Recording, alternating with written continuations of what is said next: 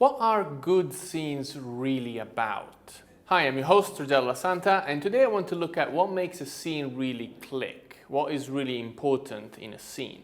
To me, scenes are always about the emotional arc of the characters. They're always about the emotions underneath. It's not so much what happens in the scene per se, but it's about how what happens influences the characters in the scene. And this is always true. It's true in a big breakup scene between two lovers, but also in an expositional scene where a scientist describes how time travel works. It's always about how the characters feel about what's happening and how do they feel about each other. This is fundamental to understand because it changes the way you analyze a scene and you prepare for it. This is especially important if you have a very small role and so there's nothing on the page that actually tells you how your character feels about anything that's happening. Let's say, for example, that you've been cast in a small role in a detective drama. So you're playing a potential witness, and the scene is the two detectives, the protagonists of the series, come to you, they ask you a few questions, realize that you don't know anything,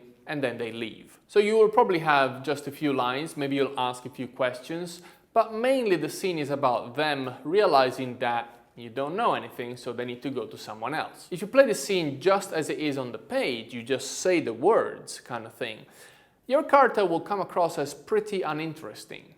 Sure, you'll just interact with those detectives, you'll tell them you don't know anything, and that's it. A forgettable character that does not really mean anything to us. This also means that your performance will most likely end up mostly on the cutting room floor, and the editor will focus mainly on the two detectives, on the lead characters and what they're feeling. However, if you instead work on the emotional arc of your character, you might find that something very different happens. So let's say that, for example, at the beginning you're a bit scared because maybe you have something to hide from the police, and then you relax because you realize they're not after you.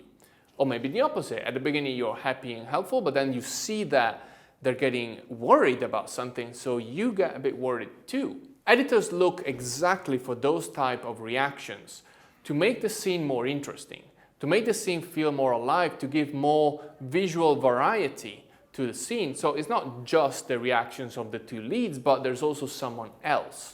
So by focusing on the emotional arc of your character, you can give yourself a much better chance to make the final cut and just give a more interesting performance. So of course what you do needs to make sense within the scene, but once again, analyze what is the emotional journey of the other characters and see how you can complement that. So for example, if this is a crime drama and your scene is a big oh shit moment for the detectives, even though that doesn't necessarily affect your character directly, you can still react to them.